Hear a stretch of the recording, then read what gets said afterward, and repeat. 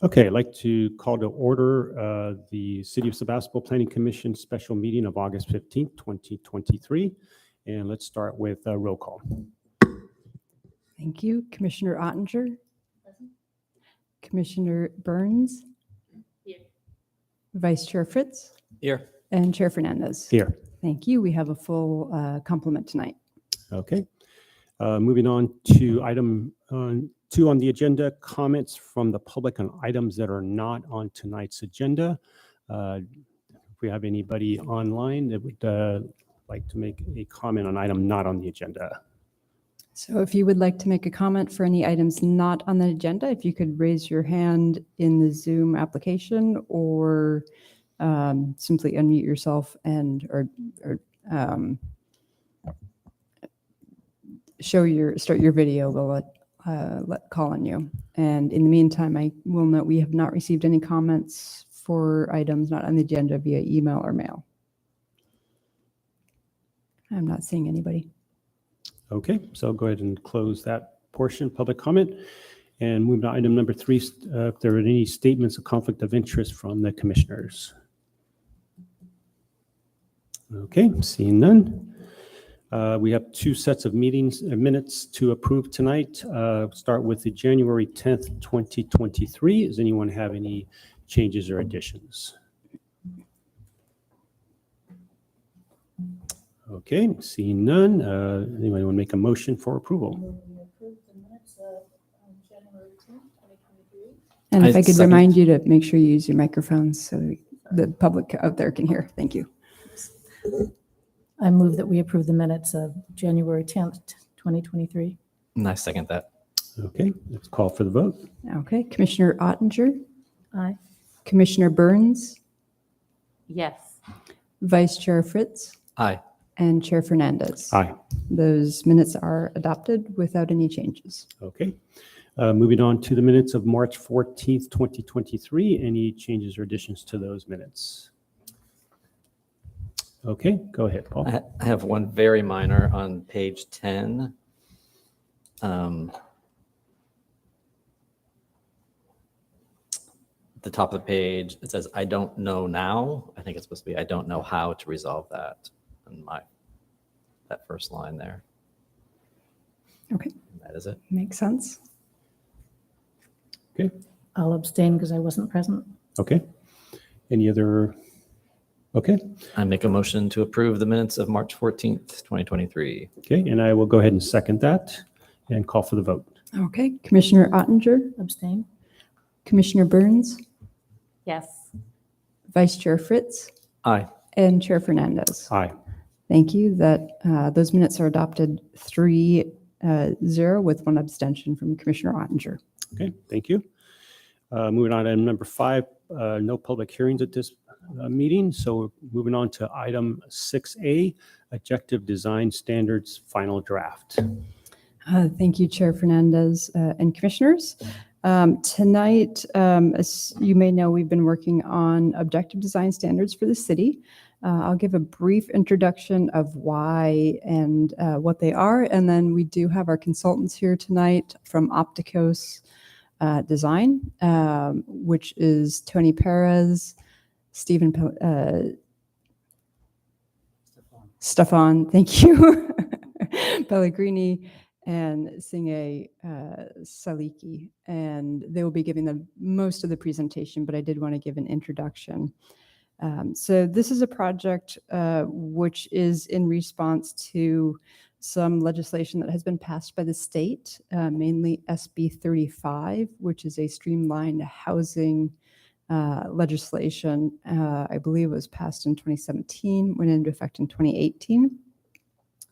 And what that legislation states is that if you're not meeting your housing targets, certain affordable projects, if they meet certain criteria, can opt to not go through the regular design review process, but to go through a streamlined process, which is ministerial. What that means is, and most of you would know that we have had one project like that in the city of Sebastopol, the Woodmark project over on Bodega Avenue. And we did process that through SB 35.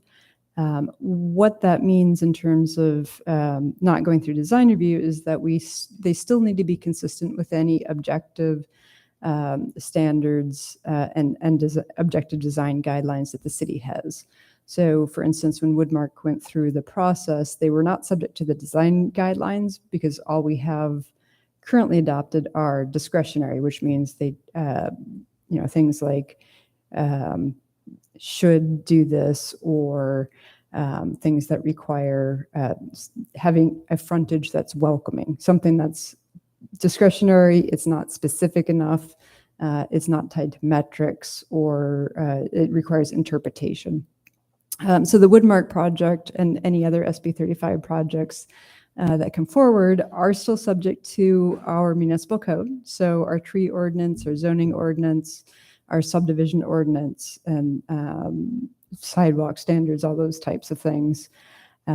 But we have been working through a process with our design guidelines subcommittee, which the council appointed a couple of years ago. Vice Chair Fritz is the Planning Commission representative on that.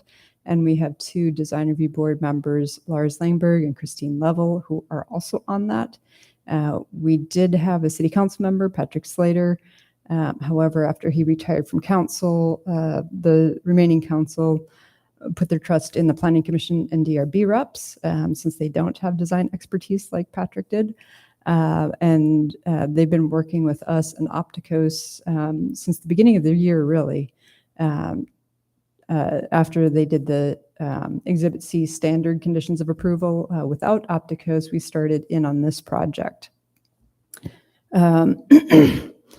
So these objective standards, as they're being presented, would only be for those ministerial type projects, so SB 35, as well as any other Housing Accountability Act, which is another state legislation, and potentially any future state legislation which requires a ministerial review. The state is considering a few, they actually, and we were discussing today, they have passed a couple of additional housing pieces of legislation, and there are several other components pending. Will yet to be seen where they go. But if they do, similar to SB 35, require ministerial review, they would be subject to these guidelines.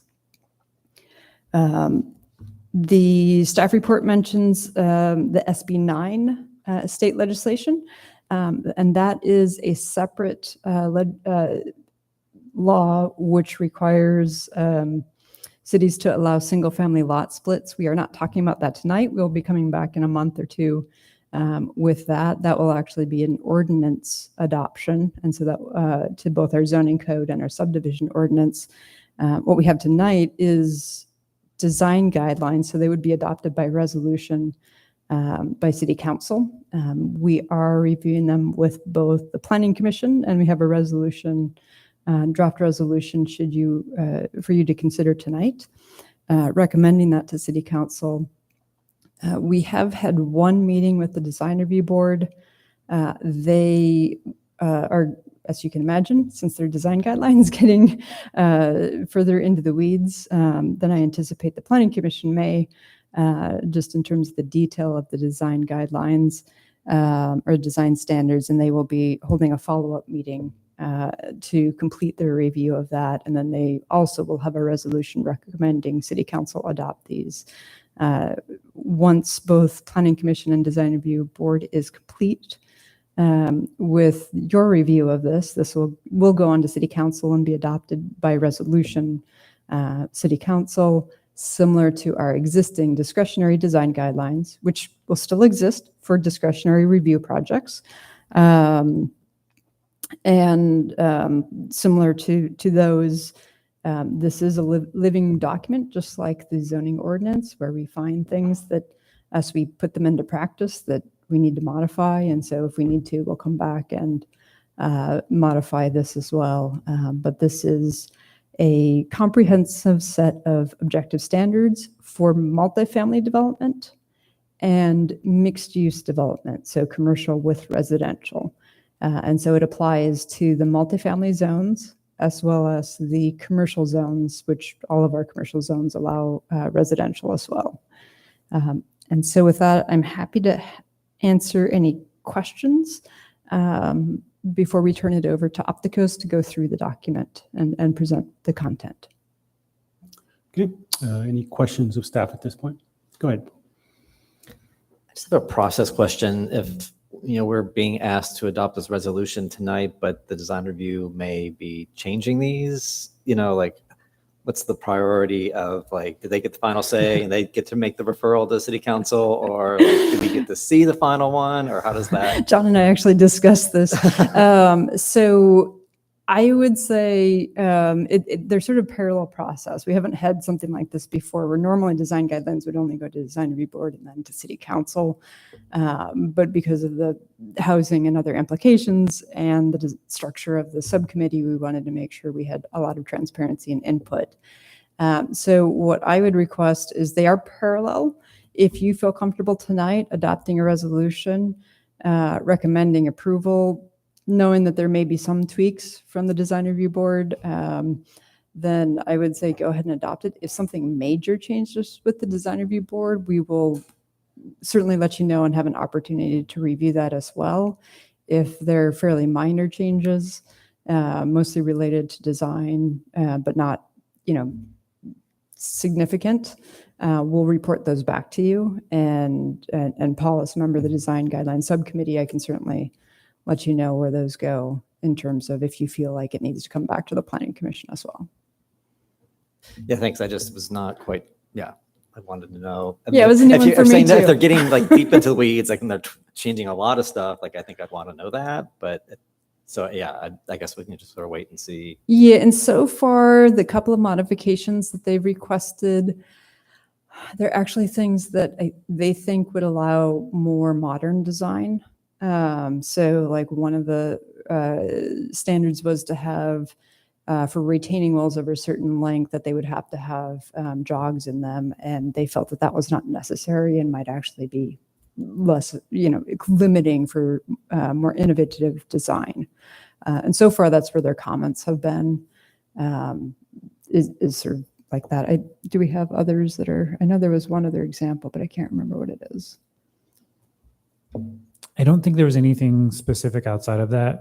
Some of them might have related to parking, and then some of the landscaping standards. But overall, nothing major so far. So Right. I know they caught the sort of the look and feel of the objective design standards being more of a traditional architecture and wanting to make sure that we had representation of modern architecture and more innovative, like the Exchange Bank and some of those projects also reflected in it. And I think that's, but yeah, otherwise they're kind of that level of content. Okay. Either. Yeah. Yeah, I kind of had the same question, wondering about if there were, since we have small lots, a modular multifamily structure that was built up where it's a repeated design element rather than the more traditional one. I guess they would have to get a variance on that.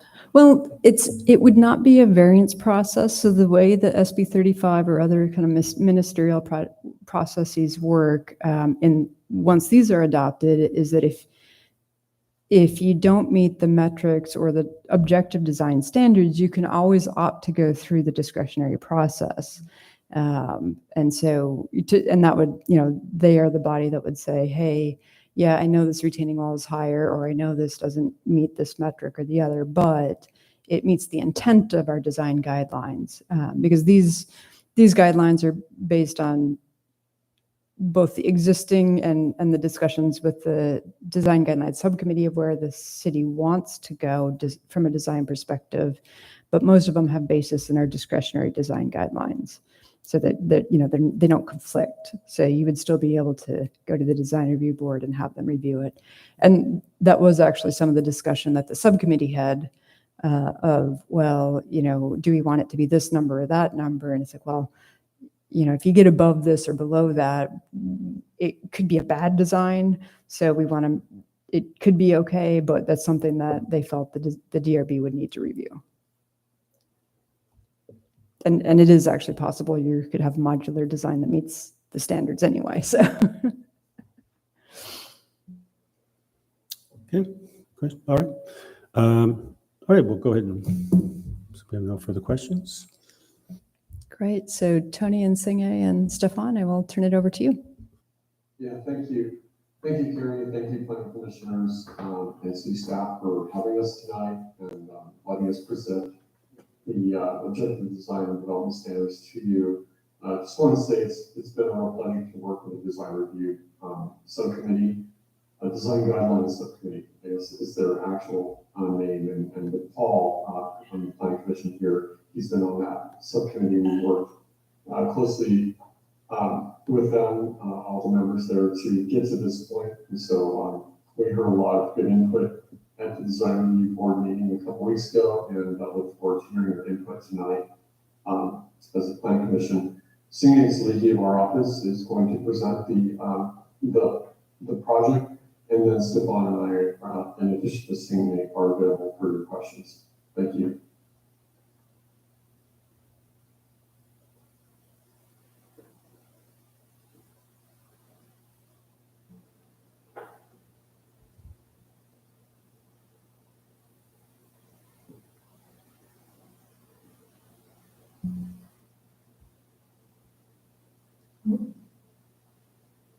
Tony, we're not seeing the slideshow view.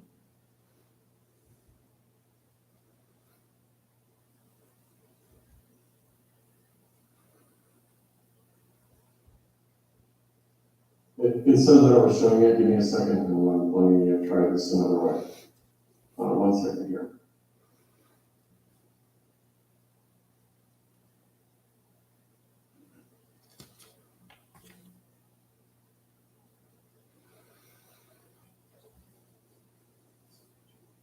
How about now? Can you see that? Yeah. Okay, I'm not able to get rid of this thing on the left, sorry. Okay. I'll just have to go, let me try. There we go. Try that. Sorry about this. Can you see it? Yeah, but it's still showing. Hey, Tony, I think if you go to the top where it says swap displays. Oh, Okay. Okay, swap displays. you have to be back in the play from start slideshow. Okay. I don't see that. Sorry. It's like the menu at the top on the left. Yeah, there you go. Yeah, sorry, I don't see what you're pointing at. So on your menu, just Where? below the home, Okay. Okay. says play from start. Oh. Or when you go to slideshow view. There you go, under that menu. Play from start play at the from top. start. Did that? Yes. Yes. Okay. That's what I think I did. So now go up to the top and you'll see 4 buttons. One is swap displays, and there's 2 little arrows. Okay, sorry, I don't That's okay. Just knocks out my entire screen. Sorry, I'm probably the worst person running this. Sorry about that. So, okay, let me, yeah. But is this distracting the thing to the left here? Or, I think it's fine, Tony. Let's just go Okay. ahead. go ahead, Tony. Okay. Good evening, everyone. As Tony said, my name is Singa Saliki, and I'm a senior designer at Opticals. And I've been working closely with Tony and Stefan, as well as city staff and the DGS on this project. Today, I'm going to be providing you an overview of the objective design standards. The topics that I'm going to cover today are just an overview of what are the objective standards, where they will apply, how we prepared them, and then go into detail about the specific standards themselves. The California Government Code provides this definition for objective standards as standards that involve no personal or subjective judgment by a public official. The state is requiring objective standards or odds to support more streamlined review and approval of housing projects. The intent of these standards is when we look at the form and development in Sebastopol, it was important to understand how the odds could reflect development that was oriented to the pedestrian in its form and scale. And the interest is in producing more housing types that are appropriate to different contexts in the city. For example, housing types that would fit in downtown might not necessarily be the same types that would fit in the South Main Street area or Healdsburg Avenue area. Also, the standards are intended to produce buildings that fit in with the existing development, and that's reflected in the form, character, and scale that the odds will produce. So where would these standards apply? They will apply citywide to all commercial or residential properties that allow 2 or more units. This includes areas where duplexes are allowed, multifamily zone districts, and mixed-use zone districts where residential is an allowed use. Our approach to developing the odds is really form-based, where we use the existing and intended physical character as the inputs to develop the actual standards themselves. First, we looked at the existing character of various neighborhoods throughout the city and identified prevalent patterns that are shown in the table in the center of the slide. We also looked at existing development standards and what they actually produce to understand the intended physical character. Specifically, we looked at the allowed zoning envelope for each of the zones where the objective standards apply. And we compared the prevalent patterns to the intended physical character to see if they align and also to inform the new odd standards that we produced.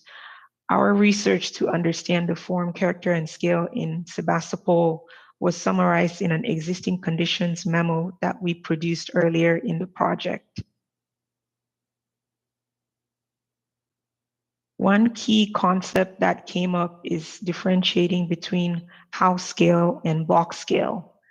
Now, the downtown area in Sebastopol is what we call a block scale environment because it is characterized by buildings that define the street and have 0 setbacks from the front and side property lines. The adjacent residential neighborhoods are more house scale with increased front and side yard setbacks. We wanted to ensure that the odds would fit across a spectrum of conditions to allow both house scale and block scale environments. This resulted in the odds being organized into a palette of 4 districts, which are intended to produce a spectrum of intensity from a lower intensity house scale neighborhood environment, which you see towards the left side of the slide, up to a higher intensity block scale environment, which is shown towards the right side of the slide. This is also reflected in the district map that we produce. And in this map, you see that the downtown area and a portion of South Main Street and Petaluma Avenue have higher intensity housing types, and they are shown in the shades of purple on the map. Going down in intensity are T4 neighborhood small areas, which are shown in a peach color along the major corridors like Hillsburg Avenue, Highway 116, and Bodega Avenue. The T4 neighborhood small also includes what is known as an open sub-district and is shown as a hatch over portions of the T4 neighborhood small. The open sub-district is a tool that we use to allow more uses within the same form as the base district. Finally, the least intense district is the T3 neighborhood edge, which is shown in yellow. This district currently applies only to a small area in the city. However, in the future, it could be expanded to apply to more areas. Now I'm going to go give an overview of Article 2, which is going to be the odds document, and it will be a standalone document. The document is organized into 11 chapters, starting with the preamble. Which describes the context and the Sebastopol transect, and also identifies the form-based districts that will implement the transects. Chapter 1 is an introduction, and it specifies the basis and the intent for the odds. And Chapter 2 establishes the power of the 4 districts that are included in the odds. For the remaining chapters, I'll go into more detail on the content of each on the slides that follow. Chapter 3 contains the guidance for the basic zoning envelope for each of the 4 districts. It's organized into 4 pages that includes the intent of the district and the basic dimensional standards that create the zoning envelope. And the standards are presented in tables with certain standards that are key to the diagram that's included above the table. Chapter 4 contains standards for specific topics like screening and slope that guide site design. The example pages that are shown on this slide include tables and the text of the actual standards. However, there are also diagrams that are included to illustrate some of the topics that are regulated in this chapter. Chapter 5 provides standards for building types, which is really a way for us to think of more detailed outcomes for the zoning envelope. And it's a way to ensure that the projects that are produced under the odds will be compatible in form and scale with the context. The building types that are provided in Chapter 5 range from house scale types, which include duplexes and triplexes, to block scale buildings such as Main Street buildings and larger courtyard buildings. The standards regulate the building footprint and give guidance for how you can grow that footprint using wings on the building.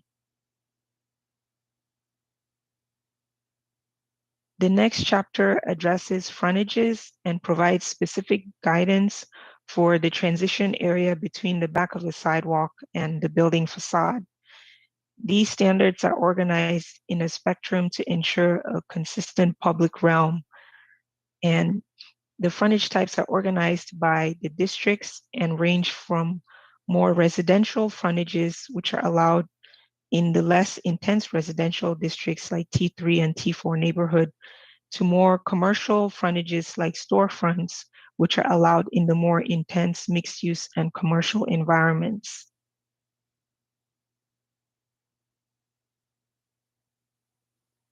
The next chapter, chapter 7, is for architectural standards, and really it focuses on standards that are style neutral and rather address architectural variety, building volume, facade composition, and materials.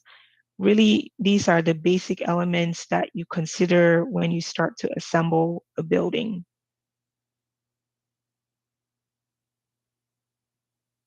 The chapter also includes specific standards for architectural elements like roofs and doors and windows. And I know that looking at the diagrams on this slide, they look very detailed. However, they only call out a specific element that is regulated. For example, on the picture of the door that's shown in the lower right-hand corner of the slide, the only element that's being regulated is the surround on the door, and that's key to a letter with a specific numerical value for that standard.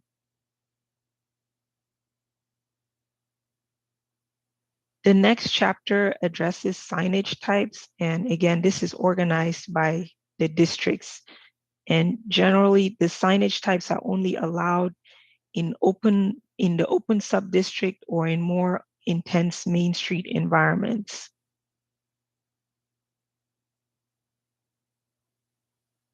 Chapter 9 it regulates large sites and really provides guidance for the process of subdividing a larger parcel that's at least 3 acres.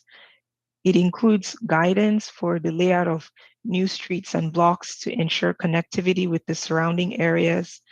And it also includes guidance for public access through the use of specific open space types with standards to shape the form and character of each of the open space types. Chapter 10 provides guidance for the administrative process and review of projects that fall under the odds. And one of the main things that it includes is provisions for adjustments, which adjustments are designed to support the streamlined review of projects where there might be a certain condition that's unique to the project where administrative relief is desired. This chapter does the best effort possible. Oh, please go back. Yeah, this chapter does the best effort possible to describe the situations where an adjustment might be acceptable, and then provide guidance for the planner to measure and understand how the adjustment can occur so that there's some deviation from the dimensional standard that can be processed administratively as part of the application. The last chapter is definitions and contains definitions to supplement those in Title 17. It also includes a section on measurement methods to explain how to calculate certain standards like the percent of sloped area on a parcel that can be developed, or the amount of a building facade where the frontage is required to be located. This concludes my overview of the odds, and I will open it up to questions and hand it back to staff. Thank you. Okay. Any questions from commissioners on the presentations? Okay, thank you. That was a good overview. Go ahead, I Paul. just have a general question about just the process tonight. Like, there are a few specific things I did want to talk about, specific elements of the odds. And are we doing that now, or are we going to take public comment and then do that? Or what's the? So I was process? actually going to ask if you, as a representative from the subcommittee, wanted to say anything before we get started, but if it's sort of discussion about the content, probably after public comment, makes Okay. sense. Yeah, I mean, I will just say that it's been a very enjoyable process. I mean, I've really been kind of geeking out on this document. It's been fun, so I've been appreciated being a part of it. And I think it's a really good document. And there's a lot of things I really like about it. And I know I mentioned this to Carrie, and I know the design review board has different ideas about this, but I would love to see this adopted beyond just SB 35 projects, because I think those are going to be very limited. I don't think we're going to get like an avalanche of SB 35 applications, and it'd be a shame to use a lot of really good information in this document that will not be referenced hardly ever. So anyway, that's something I would like to have a bigger discussion about. And I know Carrie said the design review board doesn't like that idea, but I'm hoping to convince them otherwise.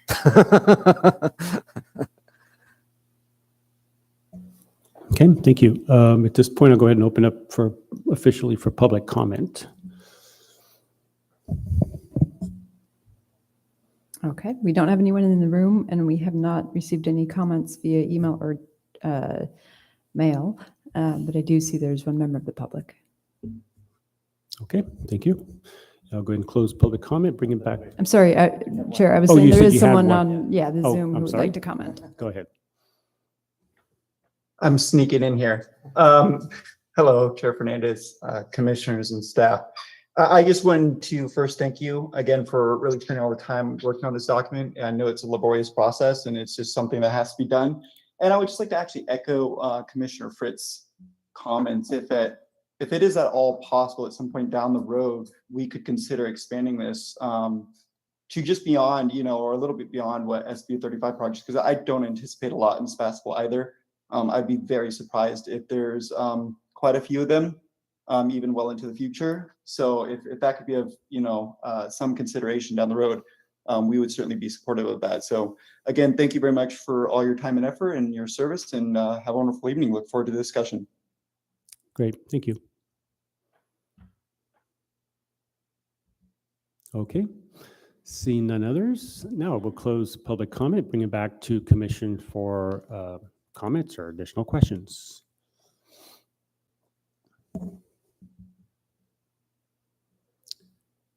And If no go one ahead. else wants to jump in. Go ahead. I feel like I've had my chances. Don't let someone else say something, but No, go ahead. So there's a couple of things that and forgive me for, not remembering everything we talked about. You guys probably took better notes than I did, but I think there was things that we talked about that I don't see in the document. And one of them has to do with setbacks. There was some discussion, I remember, of some of these setback questions, and I'm looking at page like 30 and 31. And let me see if I can get there. A different screen. Are you talking about the actual page 31? Yeah, I'm actually at the actual page 31. It's actually 42 of the PDF. Got it. That helps. Let's see, is it 31? There was something about side yard setbacks, and I saw that one of them did have a note about referring to the underlying zoning district, because in a lot of, I think most cases, our side yard setbacks are, I think, like 3 feet in like the R3 and R4. Is that correct? They're 5 to 9 feet in the R4. I don't have it exactly memorized, but I know the minimum we have is 5 feet. Okay. 3 foot is for an accessory structure, Okay. and 4 foot is state law for an ADU. But for a multifamily or just an R4, R5 zone, it's 5 to 9 feet based on 10% of the lot width, but a Yeah. minimum of 5. So a lot of these have 10 feet minimums. And so it just seemed like maybe if we refer, I'm not sure why the 10 feet would be a minimum. And it seems like if the zoning code would allow less, then we should defer to that. So maybe there can just be for those side yards, like a deferral to the underlying zoning district. Like I said, I thought there was one of them. I can't find it now that did say that. Paul? Yes. Yeah, well, this is Tony from Optica's site. I looked, I had on page 35 in the T4 neighborhood small zone is what you're talking about. Yes. The side setback is referring to the underlying zone. And the T4 neighborhood small zone, as Singy pointed out, covers it. Of the 2 residential zones, it covers the majority of the non-mixed use areas. Okay. So yeah, okay, I see that. I thought it was somewhere, and I didn't know if we, wanted to adopt that for just generally, just to refer to the underlying for the side yard setback rather than a larger setback than we typically would require.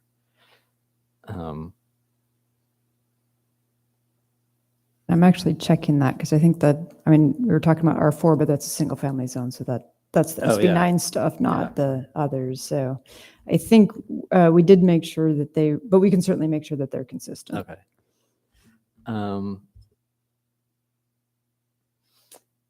And then on page 42 or 59, sorry,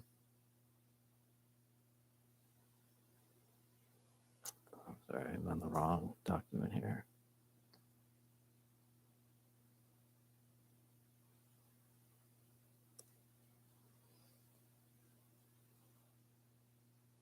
So this is on the stories allowed, and I kind of, so this is the downtown zone where we do allow 4 stories for residential, correct? So shouldn't the stories for the primary building allow be 4, since we're talking about residential? This isn't SB 35 would only apply to a residential project. I'm just checking that with their zoning code. Yeah. John's whispering my ear as well, but let's. Or is that something that needs a use permit to go to 4 stories? Is that what it is? So in downtown, you can do 3 stories, 40 feet. If it is, and then there's a footnote. It's 4 stories if it's 100% affordable housing. Oh, just affordable.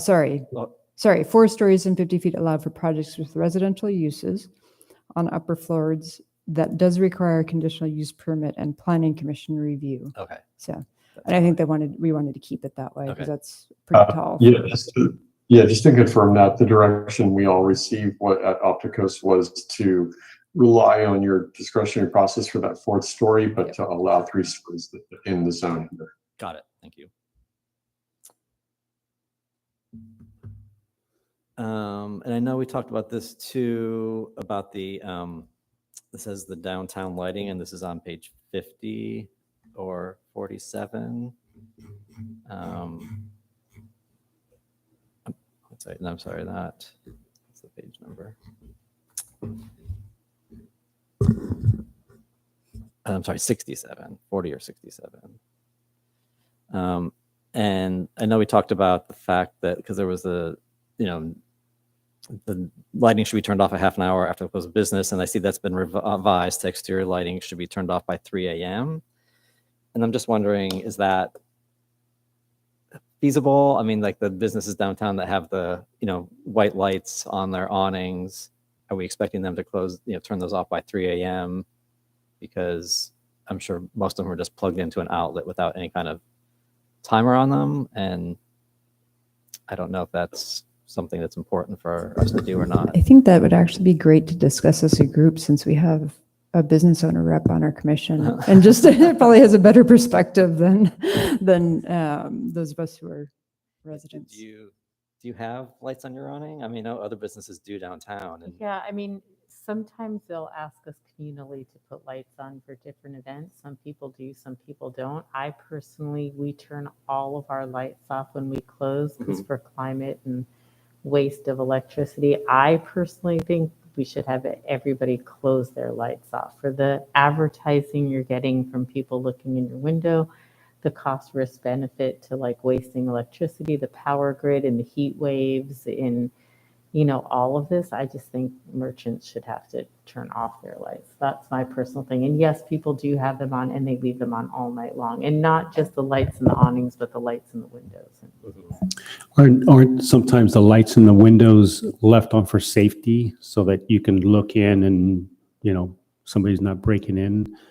Is that? Yeah, as far as I know, there isn't a safety issue. Most of them are in the windows so that people can see their display so that it's kind of like advertising for them. As far as like safety issues, if people have cameras, obviously it wouldn't pick up as much if there wasn't light in there, but I don't see lights throughout entire buildings. It's really just, and generally in most retail, it's in the front for, yeah.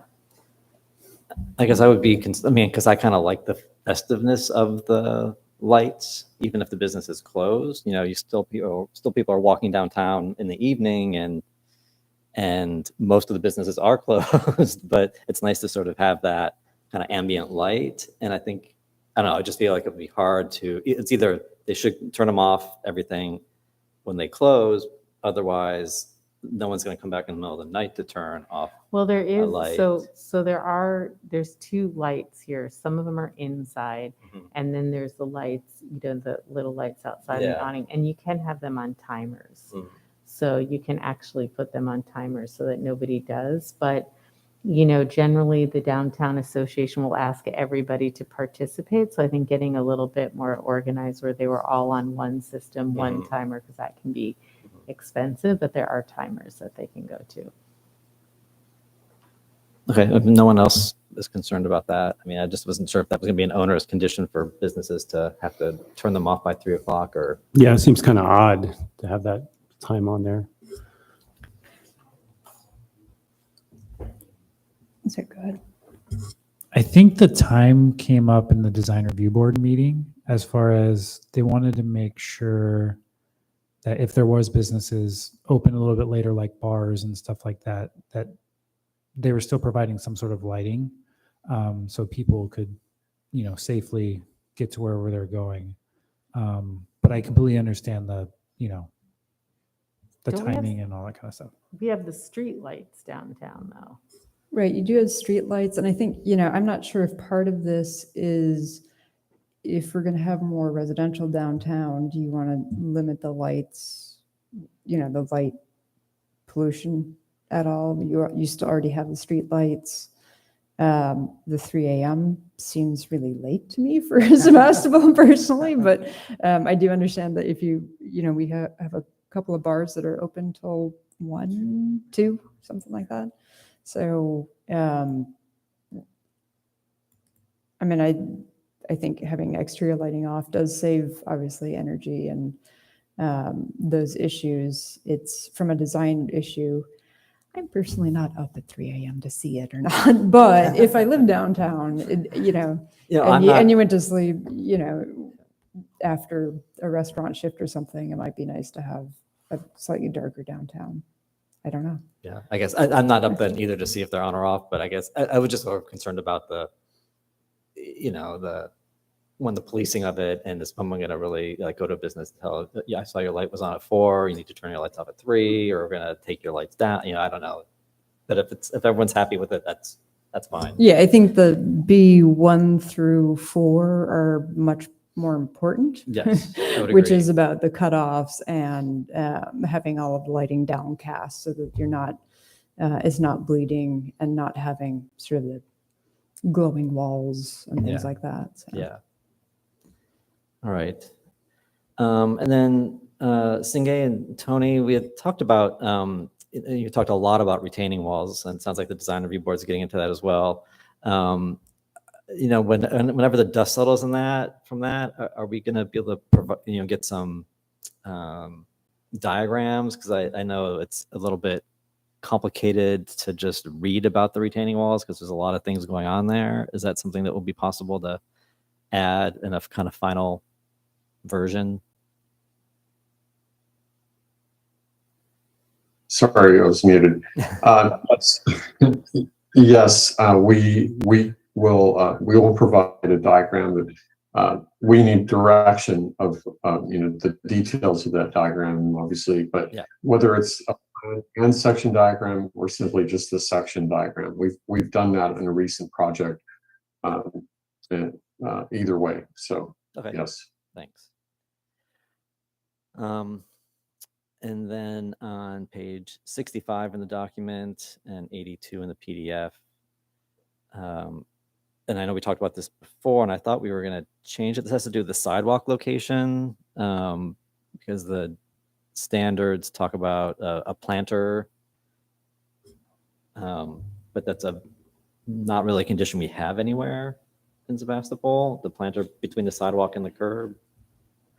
We do, well, I will say we have that approved for the Huntley Square, where they have a retaining wall and then they actually have a planting area. No, this is Bef- this is between the curb and the sidewalk, like a parkway Correct. strip. Yeah, Like that's still in the designs, it's still in this document. And I thought we talked about removing that because really everywhere in town we have, right. Wherever we sidewalk have adjacent to a these curb. zones, there isn't that space. Yeah. Yeah.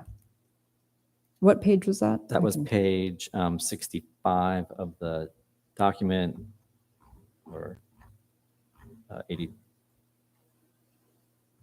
65 of the 80 actual odds. 65 of the actual odds, That's or fine, I can- 82 of the PDF. Paul, are you referring to the diagram on page 66?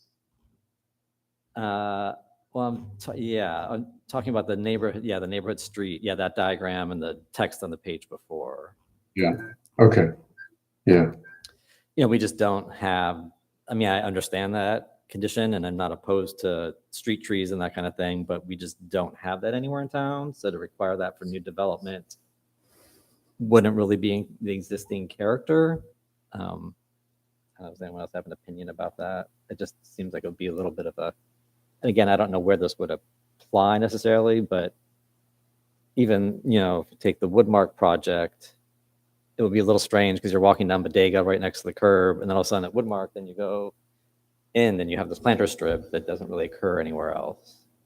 Right. Yeah, I think we determined that we don't actually generally have that kind of landscape strip condition. Yeah. Where that would be a potential. Yeah. So anyway, it seems like maybe that would be everything. Yeah, we should revise that standard to be that more typical condition, I guess.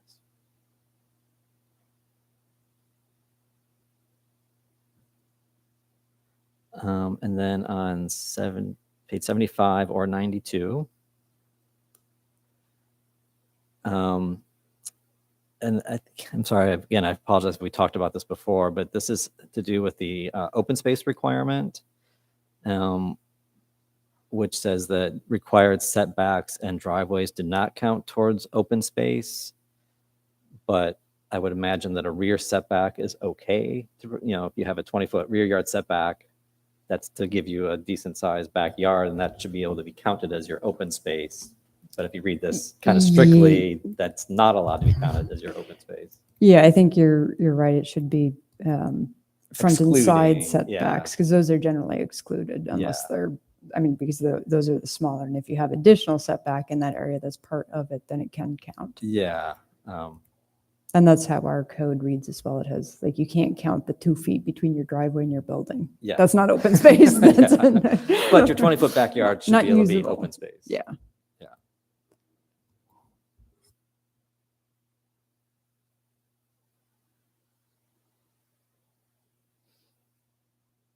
And then, Singa, you sort of talked about this a little bit in your presentation, but the roof edge profiles, and I know we talked about this some in our meetings previously, because those are very kind of traditional sort of profiles.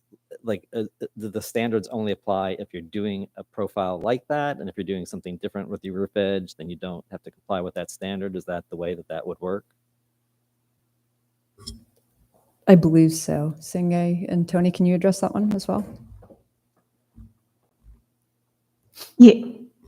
Yes, the standards would only apply if you're doing that kind of profile. Okay. Or if you have that specific element in your design. Got it. Thank So you. if you do it, it needs to be a minimum of this by that. and Yeah. Yeah. Got it.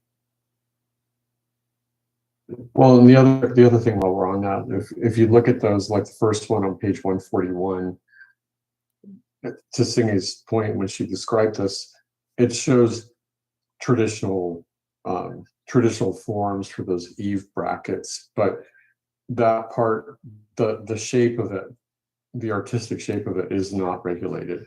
The size of the member is regulated, so that if you wanted to do something totally different or just square, Yeah. that's fine. It's the size of the member that's being regulated. Understood. Thank you.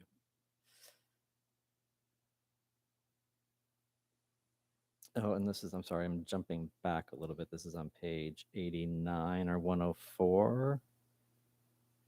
And I think it's just oh, maybe not. Sorry, these double page numbers are confusing me. It had to do, there was a diagram about on the open space and what was common open space and what was private open space. And I think that the key is wrong. Like the shading didn't match up, I think, with the way it was supposed to match up. I'm sorry, I can't find that You're page. talking about the pocket neighborhood, Paul? That could be, what page is that? The common open space is labeled as O and R, and that's correct. And the private is P, and that looks correct. Oh, yeah, So- so that's the key, because there's like a kind of a solid shade, which looks more like the porch. And then Yeah. there's like a heavy shade, and then there's like a lighter shade. But Yeah, it's the pattern inside the private open space key is it's not at the same scale as on the diagram, I think is the problem. well, like Yeah, it's a small grid, and it's not scaled in the same size. So when you're looking at it in the key, it looks like a shade and it looks different. Like we totally see what you're saying. yeah, there's like the key looks like it's like just the porch area is the only private open space, which I know is not the intent. Yeah, so Tony, the intent is that for each of those buildings, they have the private open space for the porch. Do they also have the rest of their little frontage there as their private open space? Yeah, the idea is to have this reserved area along the front of the buildings, either adjacent to the path if they're not abutting the open space, or adjacent to the open space if they're right next to it. And that way you always have this landscaped area along the front facade that then receives the entry elements of the building, whether it's a porch or a dooryard or some other allowed Right, frontage.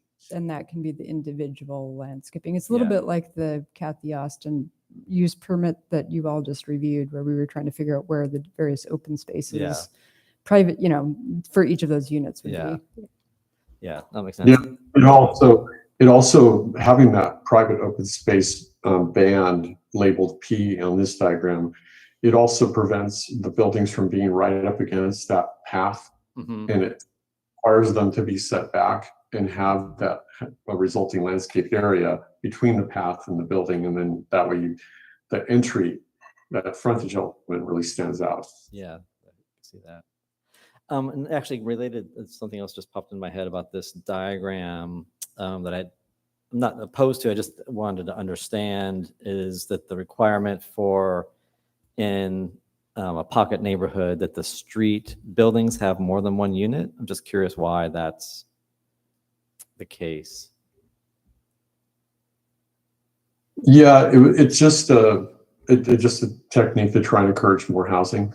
If some cities say we're good with those all being single units, and we're getting more than one on the property, and so we're fine with all them being allowed to be single unit buildings. Mhm. So yeah, we would love your direction and clarity in that tonight. Yeah, I don't have a strong opinion. I think it's fine. I was just curious as to why if there was some urban design, preference for having 2-unit buildings on the street versus a single unit. Yeah, I mean, that's a great question. I think if there's a design motive behind it, besides wanting to get more units, is simply that you would introduce multiple units in one building on a street that might not have multiple units in a building. Mhm. That's the other. Okay. Yeah, I'm fine with the requirement. Just wanted clarification. I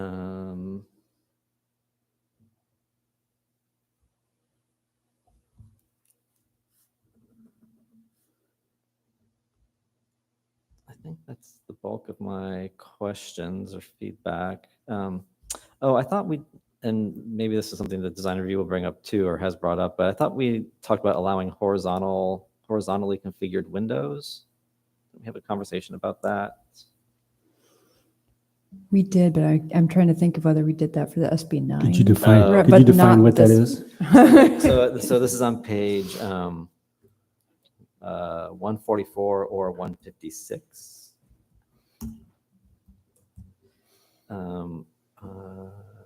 Yeah, I can speak to that. So there's a footnote there that talks about grouping the windows together.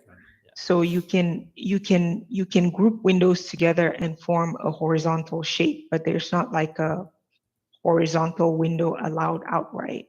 Mhm, okay.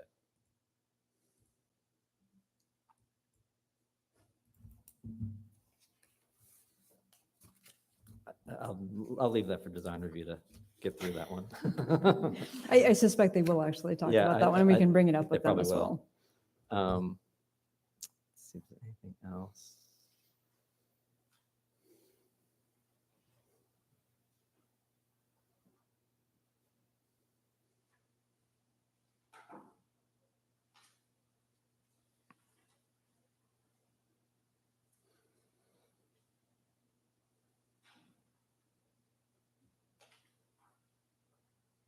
Oh, this is just on page 167 of the document or 179 of the PDF. There's just like a graphic thing going on. 160, wait a second. 167. Do 184. I'm sorry, 180. Yeah. 184. There's like a weird line that's kind of showing up that's crossing through it crosses out the text underneath the image. I'm sorry, it's on page 184 of the PDF or 167 of the odds document. Would that just be the curve?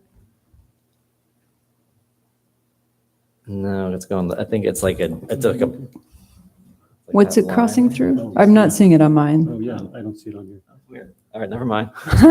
Just my PDF looks funny. All right. Yeah, maybe we should share our screen just to make sure that we're seeing the same thing. Yeah, I mean, Everett's looked fine, and Gary said hers was fine. Yeah, I don't see Yeah, it. no, I didn't see it on yours. I had mine on the underneath that image. There was like a line that strikes through the text. That looked like Wow. the text had been crossed out.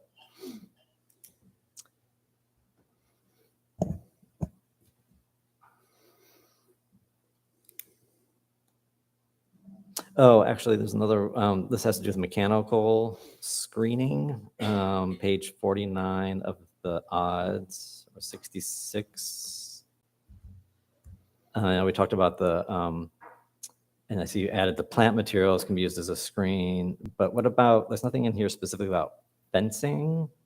I mean, there's that screening. Item 2D says screening shall be architecturally compatible. But I mean, if you just had like a 6-foot fence, like a property line fence kind of thing. I don't remember I don't think we talked about that before, but it seems like that could be used as a mechanical system screening element as well. Yes, it could be.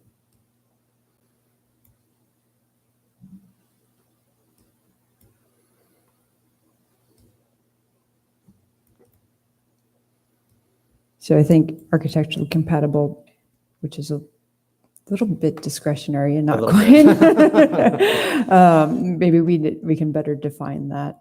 Because I know the DRB had some questions about things not necessarily needing to match. Yeah, Be like matchy. You don't want to have like necessarily a hardy plank, mechanical screen because you have a hardy plank siding on your house. Yeah, it would actually be better to have like a, Yeah. yeah. Just a wood fence or something. Right. So Okay. maybe that could be. We'll note that. And actually some of these comments are actually definitely things that we can bring up with the design review board. Okay. Yeah. And get their input on it. And then just as a couple of questions about, so it doesn't look like we allow an up-down duplex in a T4 neighborhood small. We allow side-by-side duplexes, and I'm wondering if there's a reason why one is okay and the other is not okay. Tony, I'm going to throw that one to you guys because I know you did a lot with what the widths of the lots are and what works and what doesn't. Yeah, Let's see. This is actually reversed.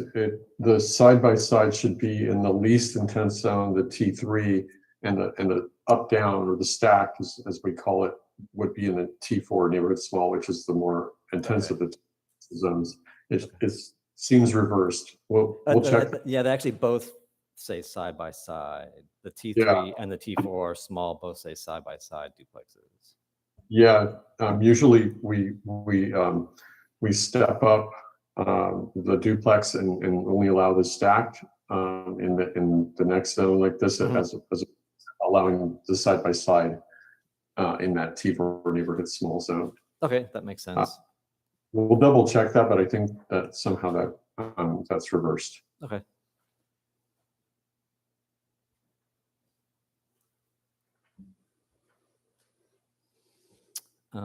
Yeah, so that's all of my. Oh, actually, I'm sorry, one more.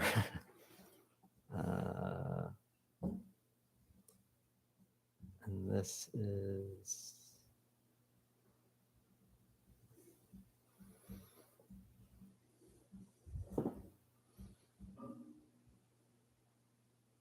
This is page 109 of the odds, or 126 of the PDF. And this has to do with the depth, item F. This is the frontage type depth. It says 15-foot minimum, but wouldn't that depend on the setback, or would the setback always be 15 feet for this situation? Like, don't we have some 10-foot setbacks or front yard setbacks that would be different? Yeah, thanks for the question, Paul. What that's doing is it's saying if you want to add the porch the way it's proposed here, with this depth of a porch, you need to have the building facade at 15 in order to have a separation between the bottom stair, or the first stair, and the back sidewalk. Okay. As is shown. Otherwise, what you could end up with is a really shallow, not very deep porch. And then you might have to engage the stairs into the porch footprint to keep them away from being too close to the sidewalk. Okay. So that's the intent. We're certainly open to your input. No, I think that makes sense. I was just reading the diagram a little bit different. I was interpreting it saying that the setback had to be 15 feet minimum, but it's sort of like if you're doing this front porch that extends out beyond the building, you have to be at least 15 feet to allow these other things to happen, because the Right, because they porch have has the to be minimum 8 depth. feet Yeah, deep, exactly. and Otherwise, you get yeah, like I was just sort of reading one of those it sort of- useless porches that Yeah. no one ever sits in, and Yeah. they're just vacant. I was just reading it the opposite direction, but I understand it now. I was just going to respond, Commissioner Fritz, to your earlier question about the duplex stacked. Oh, yeah. So that is actually the way we're doing it in this code, is that it's classified as the multiplex small, and that's allowed in the T4 neighborhood small. So it's not a specific building type by itself. Oh, okay. Yeah, the multiplex small allows 2 to 4 attached and or stacked units. Okay, great. Thank you for the clarification. But I guess the question stands, if the planning commission wants to duplex side by side in that zone as it's currently identified to be allowed.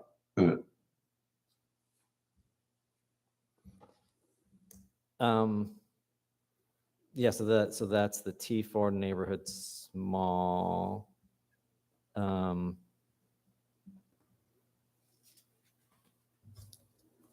to think where that is now. So the T4 neighborhood, the regular one, that is the R6 and R7 zoning. Okay, So that's most of Bodega, some of the stuff around Murphy Avenue.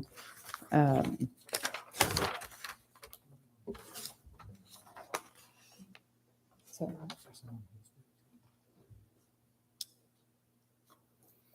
yeah, so that's the stuff behind it. That's like Bately Court. along Murphy. And then there's some around the high school as well. So Johnson Street, those kinds of areas. Yeah, I mean, I don't know. It seems like a side-by-side duplex would be okay there. I personally am fine, since there are, there's dimensions, so you still have a good proportion of it. If you have the space on your site, that can dictate it, and side by side to me seems like we should allow that and be flexible. Yeah, I think I'm okay with allowing side-by-side. And like you said, the multiplex would allow a stacked duplex in that situation. Right, so you have the option of either, whatever best Yeah. fits your site. Yeah.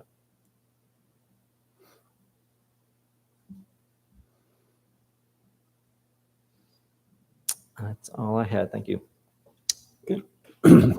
Thank you for your thoroughness. Other commissioner comments or questions? I just have a comment or something that's always kind of confusing. So on page 2, policy CD 1-2. So it clearly says, ensure that new residential and commercial development is sensitive to the surrounding architecture, topography, landscape, character, scale, and ambience of the surrounding neighborhood. And yet I come across 2 examples on Litchfield Avenue. So on Litchfield and Fellers, there's a huge new house that does not fit in with any of the other surrounding areas. And it's commented by the neighbors. It's like obvious. And then you go up to the top of the hill and there's a new building that looks like a utility building, like a commercial utility. It's got tiny windows. It looks like it's just a strange structure. So it's like, how do those fit in to the neighborhood? How do those structures happen? It just baffles me that those can kind of get through, especially the one at the top, because it's got big walls with like a 2-foot, 3-foot windows, square windows, like 2 of them, and then that's it. Then the whole wall has nothing else on there. It's just really Sure. So, Chair Fernandez, and thank you. You've just made the point of why we're doing these. Yeah. I do know that the Fellers Litchfield corner. Yeah. That is a new single-family home and a ADU Mhm. attached. That did not go through design review because it's single-family homes that are just one-off single-family homes do not go through design review in the city. So that was actually a good example where something is only subject to the ministerial zoning standards instead of what we're doing here for multifamily. The other one, is that currently under construction or is that? Yeah. So that's probably 911 Litchfield. Yeah, it comes in wherever that think. cross street, almost just beyond, you go Gwendolyn, and then you go just at the very I top. think there. that is 911 Yeah. Litchfield, and that did go through design review. That is a very tough site with a lot of topography challenges. And it's also a shared driveway that has the front of the house is actually facing the driveway part of it. And I believe it will have a lot more screening so that you won't actually even see that side of the house. But that's a good comment on the window. I don't know if it's, I mean, came it's just up like, in design what is review. that? Like, what's going in there? You know what I'm talking about, right? I do. I thought it was bathrooms or closets. I thought it was going to be like a sports court or something because there's just little windows and there's nothing else. And it's like, how does something like that pass design review? It just blows me away. If there's landscaping on the hillside, it's not really on the street. It's kind of back. I don't know if they're putting the trees in. Yeah, they do have a number of landscaping trees going Yeah, in. and they cut every single tree that was on there. They did have a lot of trees everything. that were just not Yeah. not actually in good health that Right. they went through and Yeah. had to take out. No, Yeah. it's a comment. I mean, Yep. I do a lot of walking and sometimes you come across something like, well, what the heck? But anyway, My wife asks about the one at corner fellows all the time. yeah, it's huge. It's just, yeah. I actually like that the doorways around the street. Yeah. are fixed. Yeah. I think when it's done, it'll look better. but Yeah. It does seem odd. Yeah. Okay. So you got kind of comments and I did, and thank you, Vice Chair Fritz, once again for your detailed thank you for comments. being on And this the is committee. actually the detailed level that we've been going through with the subcommittee, understanding that the Planning Commission is not a design review body per se, but understanding, and to me, I think some of the bigger things for the Planning Commission to kind of understand, in addition to what actually Chair Fernandez just noted, is that we are talking about trying to make sure things are sensitive to the scale. I will say we did have discussions, and I know we came to you with the existing conditions a few months ago, report and analysis that was sort of the basis for this. We did have discussions in the committee that there were some things where areas where we didn't necessarily want to follow the existing architecture because, the bodega does have its share of 1950s, 1960s plain wall, two-story. And so what can we do to make sure we're going beyond that and striving for what it is we want to see to make sure that the structures are part of the community and the character. So that is generally what we've done here. I think the big thing that is a little bit of a departure from the discretionary design guidelines, but that will be really helpful for us is, and we didn't touch on a lot here, is the large lot and how to treat those. I know Singe went over that a little bit. This sort of, it's easy to understand architecture and, wanting the facades and setbacks and those types of things. But really, when you get like a 2 or 3 acre site or larger, how do you make sure it's not just a really big box or block or kind of make it feel like it's part of the neighborhood? And we spent a lot of time on that in the design guidelines subcommittee. And Paul, I don't know if you want to say a few words about that, because I think that was something that was really great. Yeah, and I think that's one thing that I'm really interested in, taking this beyond the SB 35 process, because, and we discussed this in the subcommittee meetings, is the Redwood Marketplace shopping center. If that were ever to be redeveloped, this document kind of gives guidelines as to how that should be redeveloped and in that manner, and to putting new streets in, and how does it become not just a big block building, but if that developer were to ever want to redevelop that whole site and not do SB 35, they wouldn't have that kind of guidance, so that's why I think that, especially for those kinds of projects, like this document is really important as a guiding document for redevelopment of big properties, because it really brings it down to more neighborhood scale kind of development. So that's one of my reasons for wanting to adopt this in a more broad manner. Right, and just to lend a little context of that, so the large lots are, whether or not it's subdivided or not, to treat it not as it's one big block, but to break it down and have it feel like it's a smaller development. So for instance, the Woodmark project is a little over 3 acres, so it would have been subject to that. And that's kind of trying to, even if it's a big lot, have it fit into the structure of the neighborhood. Not as its own kind of cul-de-sac, but as or like the Redwood Marketplace, there are streets that just don't go through from the neighborhood behind. And right now it's a big shopping center, but if you were to redo that into kind of a mixed use neighborhood, what could that look like? I will say the ABAG grant that we got for priority development areas to do flex zoning look at the zoning in our commercial corridors. And that's it's a priority development area grant. And we do have all of our commercial areas are basically in that PDA, as it's called, priority development area. And that's really, the city has identified it as, we don't want to sprawl, we want to do infill development, and we want to do it in these places. So with that grant, we'll be looking at the areas that are already kind of mixed residential and commercial, like the Healdsburg area where the 2 Kathy Austin projects were by Healdsburg Murphy, South Main, where there's a mix of historic buildings or older buildings that have residential Victorians converted to offices, and a mix of both of those. wanting to go back and forth to look at where it makes sense to just allow residential with certain metrics, instead of having the conditional use permit that needs to come to you guys. But part of that will also be looking at the Redwood Marketplace and taking that a little bit further. And so that will actually be in our regular zoning ordinance, that we would be adopting some of those standards. So there is an opportunity coming up in that. And just as a preview, next Tuesday's Planning Commission will be discussing the work plan for the coming year and a half. And so that is on that as something we'll probably start early next year. And so that, yeah, Paul, that is certainly something that, like, how can we leverage some of the stuff here that isn't in our design guidelines?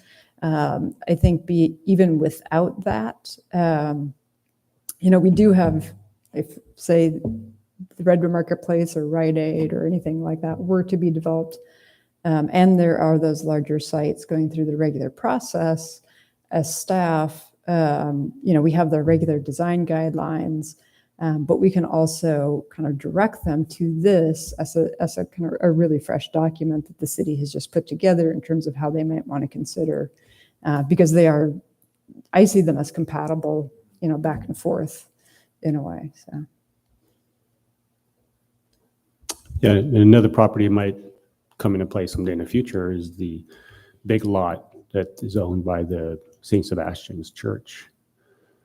There, that is a commercially zoned. Yeah. Along. So that could be another example of something.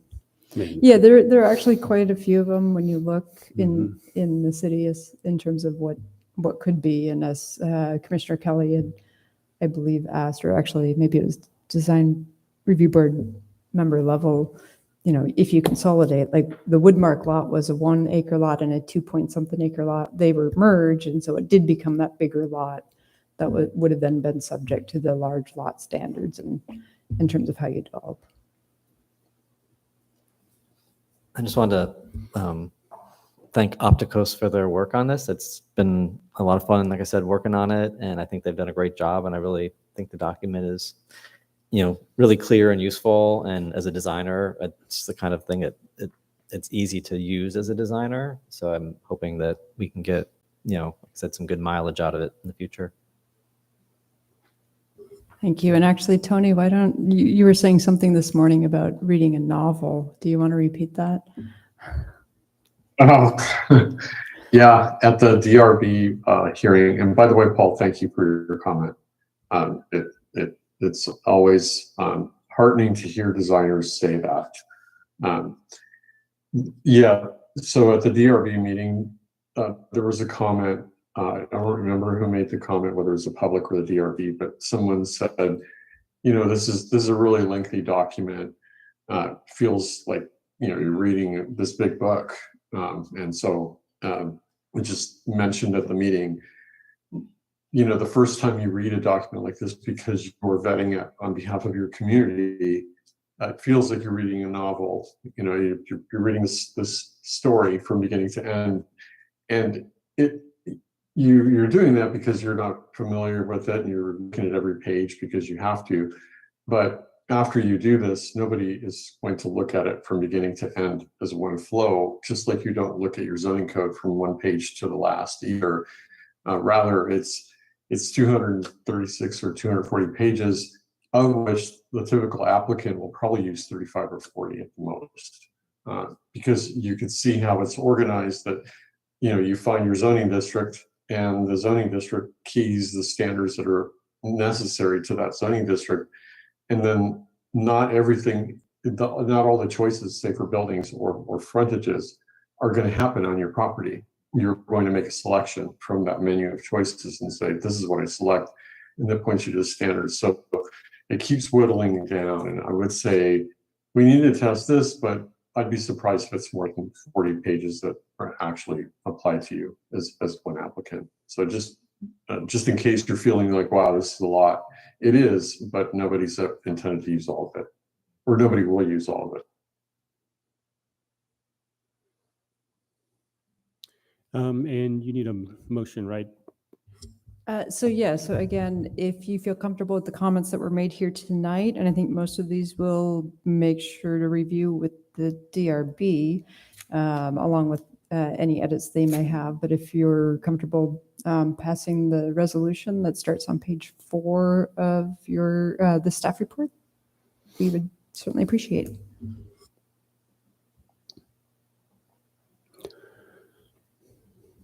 So I'll make a motion that we approve the resolution that's in the staff report, making recommendations for the city council to adopt the objective design standards With the added comments and suggestions. with our comments and the future comments to come. Yes. I'll second that. Okay, we have first and second. If there's no further discussion, I'll call for the vote. Okay, Commissioner Ottinger? Commissioner Burns? Yes. Vice Chair Fritz? Aye. And Chair Fernandez? Aye. Thank you very much. Great. Thank you, Tony, and for you and your staff. Appreciate it. Yeah, thank you, Chair Fernandez. Thank you very much. Thank you to all the Planning Commission. Been a pleasure. Thank you very much. All right, going on, moving item number 7, any subcommittee updates? Okay, and let's move on to Planning Director's report.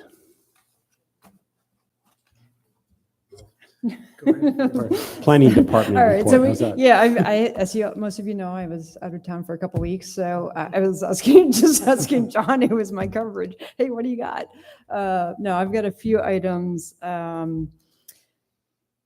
Just a couple of updates from City Council. As most of you know, they did discuss at a couple meetings ago doing a potential bond measure, but they did some polling, had a special meeting, and decided not to do that this round. I'm sure they will have more discussions on funding and revenue to come on that. So upcoming meetings. So our next Planning Commission meeting, so this is a special meeting, since we didn't have a meeting last week. We will have a meeting next Tuesday, and that will be, like I said, discussion of the work plan updates. So we'll have a couple of documents. One is an update of accomplishments and where we're at on the adopted work plan from last September. And then also a proposed update to that based on some of the new items from the grant we got, from the housing element that has been adopted, as well as a couple other priority projects that are going on. And so that'll be next Tuesday's meeting. September 5th is our next City Council meeting. One update is that the Planning Commission vacancy, we did receive an application for that. So we are working with the city clerk to get that scheduled for City Council interviews, hoping that that takes place at one of the 2 meetings in September, and that person would then be hopefully seated and ready to go by October, or possibly your second meeting in September. We'll see how where that ends up. If they're appointed. We also have an agenda item to authorize staff to advertise for the Sonoma County Transportation Authority's Sonoma County Bicycle and Pedestrian Advisory Committee for a citizen representative. John is our staff representative and I'm his backup.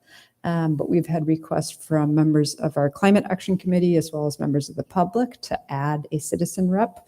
We used to have that until that person resigned and there was no other interest. We now have interest again. And part of that may be that the SCTA is working on the active transportation plan, which used to be called the Bicycle and Pedestrian Master Plan. They're doing the update of that right now over the next year and a half through February of 25, I think is so it's a lengthy process, but we have interest in having a citizen rep on that.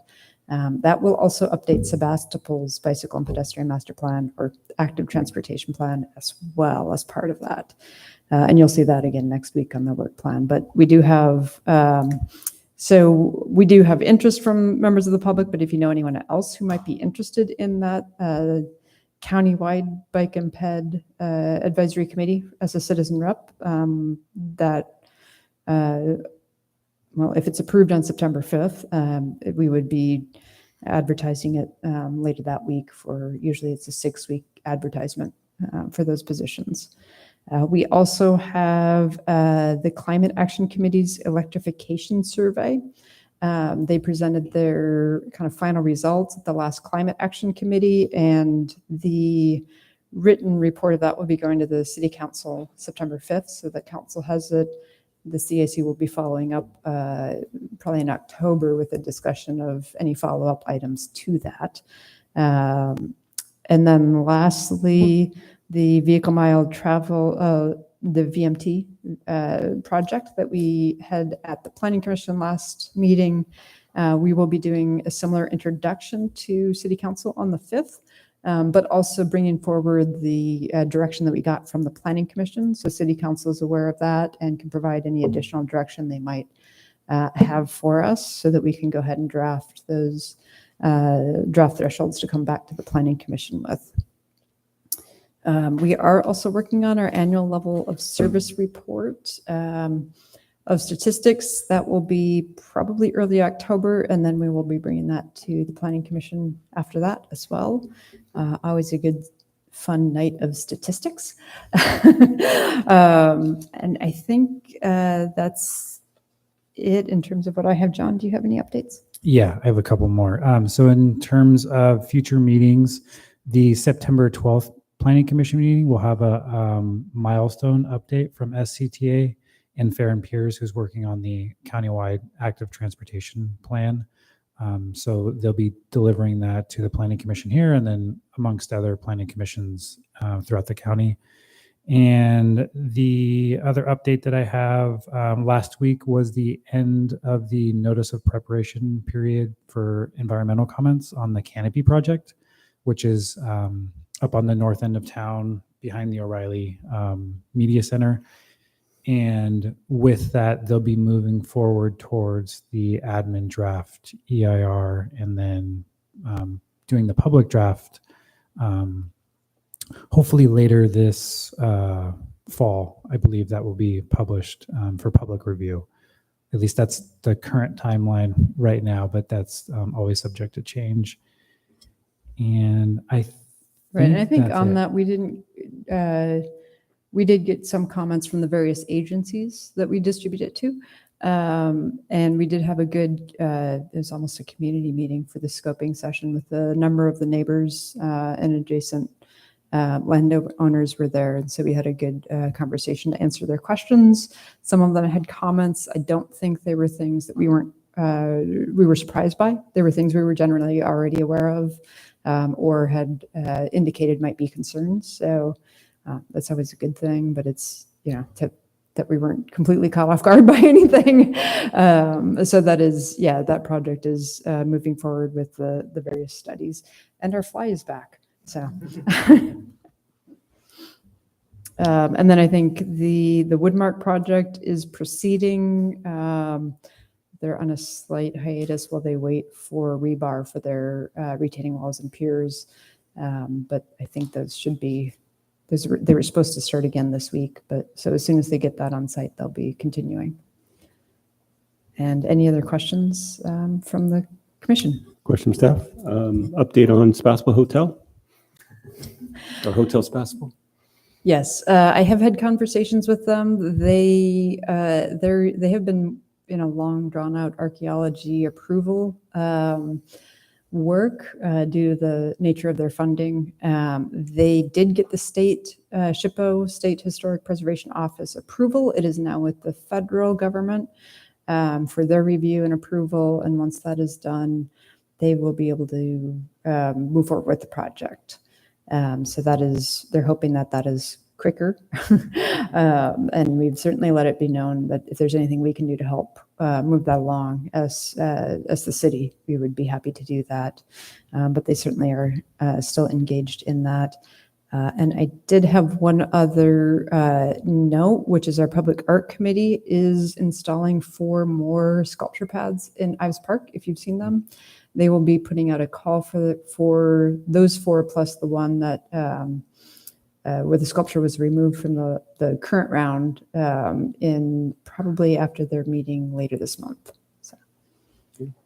And we'd originally had a scheduled joint meeting with council. Is that, I know it's part of our work plan to do that. Is that, you think that'll still happen sometime this year? So we were looking at doing that. We had a couple of projects that were going to require the environmental impact report.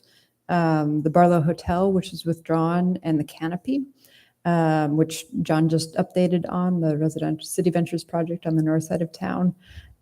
We were not able to find a date that worked for both council and planning commission. So I think for that, we'll probably do a CEQA refresher with the planning commission before it comes to planning commission. We may not need to do that with the city council, just given, their trust in the planning commissions and the review of that.